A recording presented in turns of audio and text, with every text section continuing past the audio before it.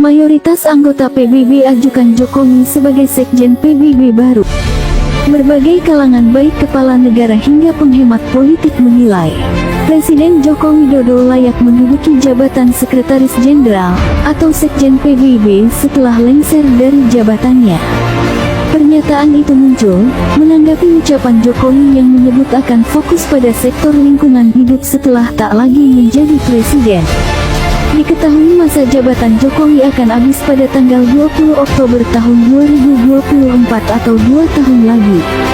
Karena legasi yang luar biasa, maka layak mantan Presiden Jokowi berhenti atau tanggal 20 Oktober itu layak dijadikan Sekjen PBB, kata Ketua DPP PDIP Said Abdullah di Kompleks Senayan, Jakarta. Dosen Hubungan Internasional Universitas Gadjah Mada atau UGM Melati Sugiono merupakan jabatan politik di tingkat internasional, karena PBB merupakan perwakilan dari negara-negara. Maka ia menyebut seorang sekjen PBB harus bisa diterima oleh semua anggotanya. Khususnya negara besar, dilihat dari satu sisi tentu saja dengan posisi kita saat ini. Jokowi bisa dengan mudah menjadi sekjen. Akan tetapi posisi tersebut sejauh ini diisi oleh mereka yang sudah lama berkarya di PBB. Dan tentunya direstui oleh Amerika Serikat. Sekjen PBB saat ini Antonio Guterres, misalnya ia sebelumnya pernah berkiprah di United Nations High Commissioner for Review pada UNCER pada Juni tahun 2005 hingga Desember tahun 2015. Karena itu Sekjen PBB tidak terkait dengan posisi suatu negara, melainkan lebih pada personalitas. Personalitas itu juga harus ditunjukkan juga dalam kaitannya dengan konstelasi politik negara-negara besar di sana.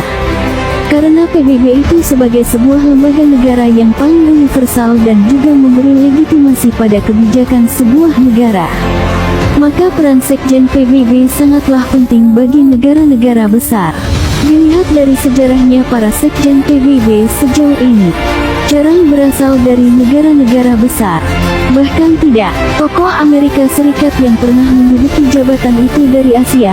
Beberapa nama yang pernah menjabat sebagai Sekjen PBB adalah Ban Ki-moon dari 2007 sampai 2016, dari Korea Selatan, dan Yutan dari Myanmar.